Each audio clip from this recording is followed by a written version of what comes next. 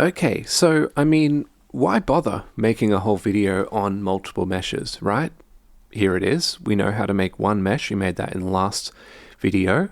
Why not make a whole bunch of different mesh objects, mesh that was, and bind them and draw them? Well, the thing is, this is how a lot of tutorials do things in sort of standard OpenGL, and if we're doing Vulkan in an OpenGL way, that's not what it's meant for. What I'm going to do, the purpose of this video, is to take this example, which is working, and to define these three sets of vertices on the one vertex buffer, then to only bind it once instead of doing three different bind calls, and to access vertices based on their offsets and sizes. So I guess if you like, link is in the description for the code, but I'll do a brief sort of overview. So I have right now a scene, and for the scene I'm just defining a bunch of three different lists for the triangles, stars, and squares. And then I've taken the same triangle class and pretty much copied it to make a square mesh. The only thing I changed was the vertex data and the, where are we? Star mesh. I did this by hand, which is why those stars look so artistic. Okay, so now I'm going to refactor this so that we are just using a single, oh, what did I miss? Yeah, also, when we make the assets, we simply create an instance of each of these classes. Preparing the scene at the moment, it's not really being done. Instead of that, we're doing this bind vertex buffers command before we look through each different list. Yeah, this code is a little bit visually messy, but hey, that's sort of how it is with Vulkan. Okay, so let's start this up. One thing I'm going to do is I'm going to make a bunch of definitions which are common to both the scene and the a bunch of common definitions, sort of like a bridging header. So we'll have, at the moment, simply have mesh types, and we'll just make a bunch of simple descriptions. It just needs to be any simple data type that we can access, we can use as a key into a dictionary, because that's how I'm going to store these meshes. So, okay, that's looking good. Then we'll pop over and make, I'm going to call this a vertex menagerie. Why? Why not? A collection of textures. When you take a whole bunch of textures and splat them onto one image, that's called an atlas of textures. That's how you can save your texture budget, is just have them all grouped together. And I couldn't find a good name for this, so I decided to call it a menagerie. That's a bunch of vertex buffers. Okay, so set this up.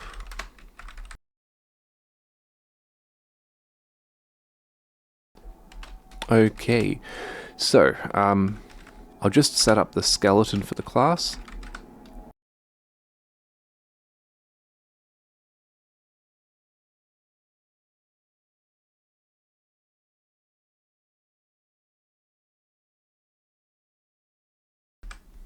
Cool. So this is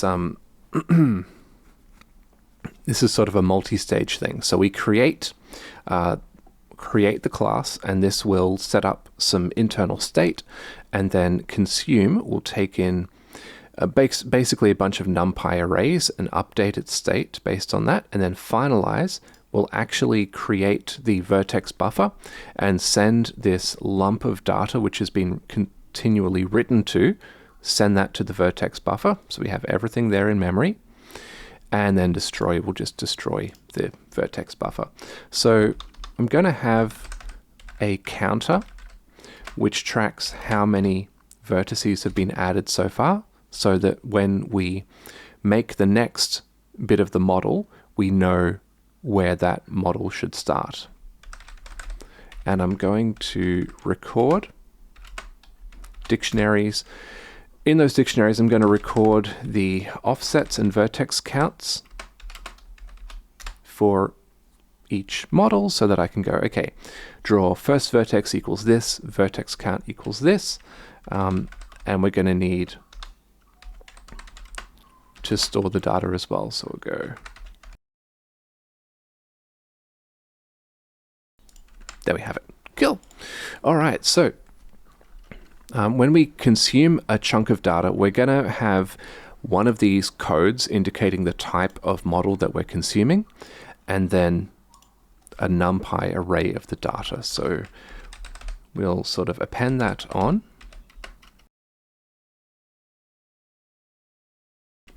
And then we'll get the number of vertices, which we just added, number of vertices in vertex data. Since we have 5 numbers per vertex, X and Y, plus red, green, blue. Okay, then we will record the offset and size for this chunk of data.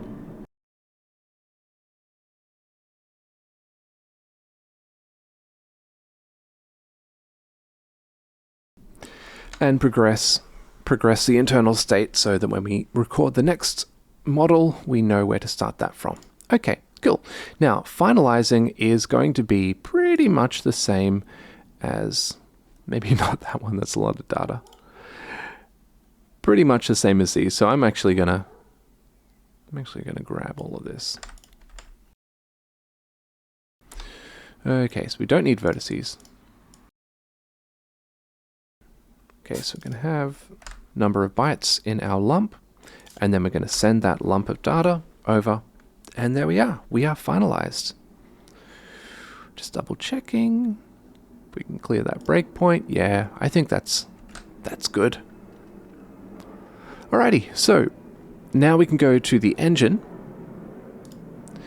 and we can get rid of all of this, and we can just import our Vertex Menagerie, and then we can go down to the creation part. There we go.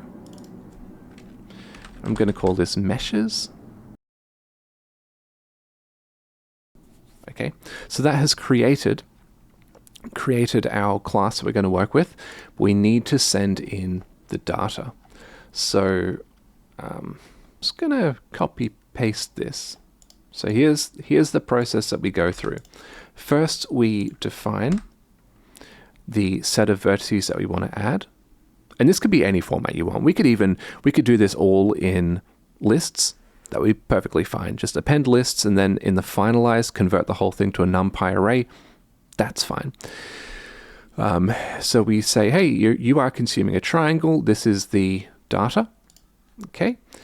And that should be good. Then we say, okay, now you are consuming a square, and this is your data.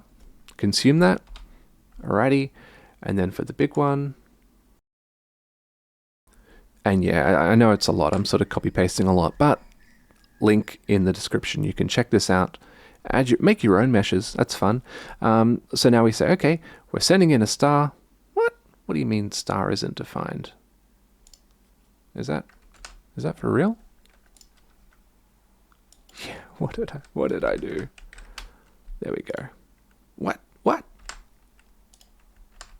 Okay. Give it a second. There we go. Okay. Go blue. Whatever. Okay. So yeah, now you're taking this data. It's a star. Go for it. And then after we do that, we say, okay, get that object, and you've got all the data that you're going to need. You are going to finalize yourself. Okay, so if that executed correctly, we will then have all the meshes stored in that one vertex buffer. So then when we go to prepare the scene, we can simply bind the single vertex buffer. That is all good. And then we can go down here, and we will actually do this. Now there's 2 variables that we need. We need first vertex and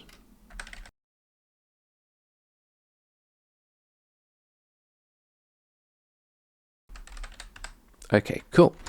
So we are requesting that data, looking it up in the dictionary, and what we can then do is we can use that in the draw call. So we say, okay, we know this data, we looked it up. There we have it. Now, just be a second, I'll just copy this for all the cases. That's fine, and then I'll copy that lookup. So before we go to draw the square, we look up and we say, okay, now I want you to draw a square. And that should be set correctly. And then before we draw a star, we look up and we say, okay, I want you to draw a star. And it will fetch those offsets and draw that correctly. Let's give that, oh, wait. Of course, we will also need to destroy things properly. So we go down, whoops. So just going to destroy the single meshes. Alrighty, let's give that a go. Fingers crossed, yes, that is working. Now, how's the performance? May only be marginally better. When I ran this, it was maybe about 10 frames per second faster. Not a big deal, but this is a system which will scale a lot better than just running around like a little goblin and fetching various things and binding them. Just have a whole chunk, bind as much as we can up front, and that will be better. Anyway, hopefully this is interesting. Like I said, link to the code is down below. And yeah, have a good one. See you later. Bye.